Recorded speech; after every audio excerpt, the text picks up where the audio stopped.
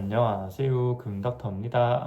오늘은 이제 응급실에 대해 이야기를 하겠습니다. 제가 사실 응급실을 보는 사람은 아니고요. 저는 이제 응급의학과 선생님들이 응급실에서 받은 다음에 적절한 처치를 하시고 중환자실로 올라오거나 일반 병실로 올라왔을 때에 보는 사람이 접니다. 대부분의 과가 그럴 거예요. 그 말은 즉슨 이제 응급의학과가 급한 처치만 몇 개 하고 다른 과로 올린다. 그 말은 즉슨 배후과, 저 같은 뒤에서 서포트를 해줄 수 있고 그 다음 장기적인 치료를 할 수 있는 전문과가 있어야만 응급의학과에서 믿고 올리는 거겠죠. 그래서 뭐예요? 응급실이라는 거는 응급실에서 상주하고 있는 응급의학과 전문의가 뒤에 든든한 나의 백업 전문과들이 있겠죠. 산부인과, 산부인과 있어야만 응급의학과가 꽃을 피울 수 있는 범위가 넓어지는 거겠지. 이해되시죠? 그래서 이제 응급실이라는 건 결국 최종 치료가 아니고 치료의 시작이자 치료의 분류예요, 분류. 모든 응급 환자를 받을 수 있는 곳이 아니고 일단은 받고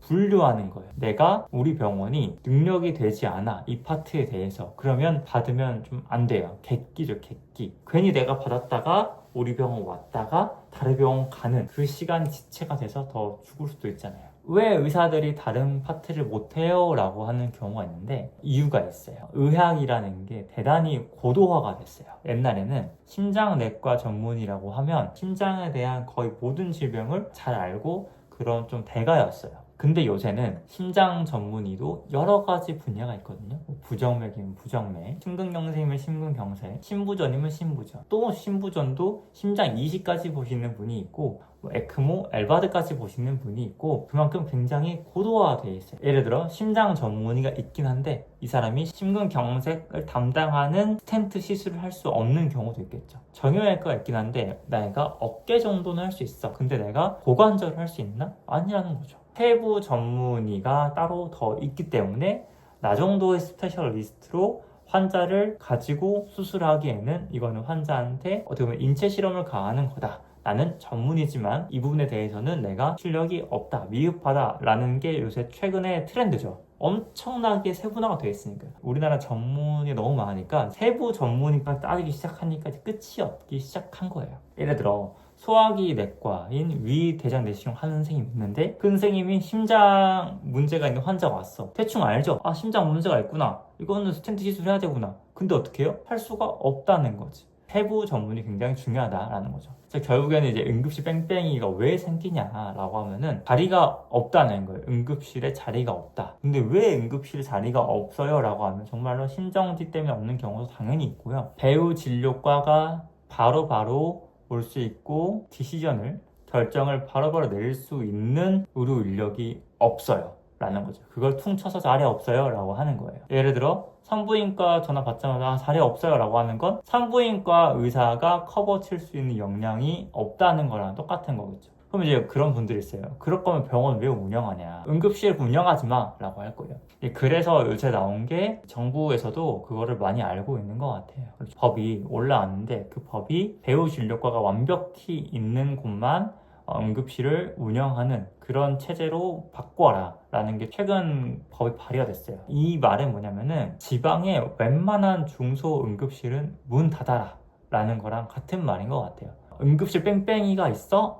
응급실 뺑뺑이가 있어? 야, 그러면 뺑뺑이라는 거는 사실 응급실이 많기 때문에 발생하는 거 아니야? 바꿔 말하면 뺑뺑이 할 응급실이 없으면 뺑뺑이가 없는 거 아니야? 다시 말하면 조금조그만한 응급실들은 그냥 없애. 지원금 없앨게. 좀 큰 병원, 대학병원급만 아니면 혹은 상급 종합병원급만 응급실 운영해. 그게 아니면 응급실 운영하지 마. 그런 거죠. 왜냐면은 이제 우리나라는 너무 병원이 많고 너무 응급실이 많으니까 정부에서 봤을 때 야, M1 곳에 쫌쫌따리에 응급실에 돈 들어갈 바에는 너네 안 줘. 큰 데만 운영해. 그러니까 최근에 이제 발의된 법이고요. 아마 그래서 대형 병원이나 상급 종합병원은 이제 응급실이 있지만 나머지 그 아래에 응급실들을 없애는 거죠. 그러니까 무슨 말이에요, 여러분? 뺑뺑이가 안 돌려면 뺑뺑이를 없애야겠다. 이퀄 응급실을 없애면 되는 거예요. 그러니까 응급실을 없애면 응급실 뺑뺑이가 없는 거잖아요. 이제 그런 발상으로 들어간 거죠. 그다음에 대학병원급은 대부분이 이제 백업이 돼 있으니까 대학병원만 응급실을 운영해다가 요새 제가 봤을 땐 트렌드인데 뭐 제가 이제 법 해석이나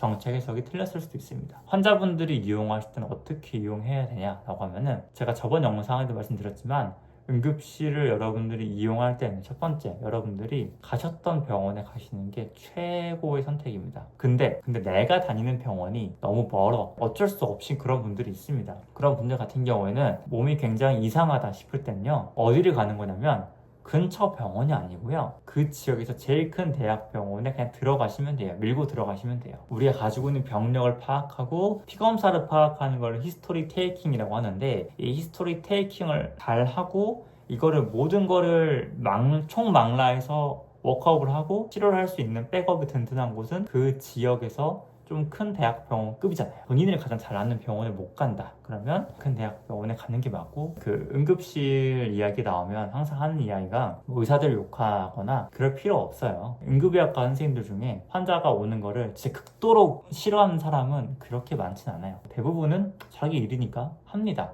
응급실 뺑뺑이는 여러분, 의사랑 환자랑 서로 피해자예요. 서로 피해자. 내가 백업이 안 되는데 환자를 받게 만드는 이 시스템 안에서 서로가 서로의 피해자입니다. 환자가 밀고 들어오면요, 의사는 받을 수밖에 없는데, 문제는 이 환자가 여기 와서 어차피 치료 똑바로 못 받고 갈 걸 알아. 눈에 선합니다. 그래서 안 받는 의사가 더 많아요. 여러분, 그게 윗사람들은요, 자기들이 다니는 병원이 있을 거겠죠? 빅5, 뭐 삼성, 아산, 서울대 이런 데 그냥 가면 돼요. 윗사람들은 그래요. 응급실 뺑뺑이를 경험해보기가 힘들겠죠. 직권으로 들어가 버리니까. 앞으로 모든 응급실 뺑뺑이 탓은 계속 의사 탓을 할 거예요. 그거를 여러분들이 봤을 때 의사 탓이구나 라고 해도 괜찮지만, 저는 이제 그것보다는 뭔가 이거는 문제가 있다, 시스템적인 문제가 있다 라고 아시는 게 좋을 것 같습니다. 오늘 여기까지 여러분, 감사합니다. 안녕.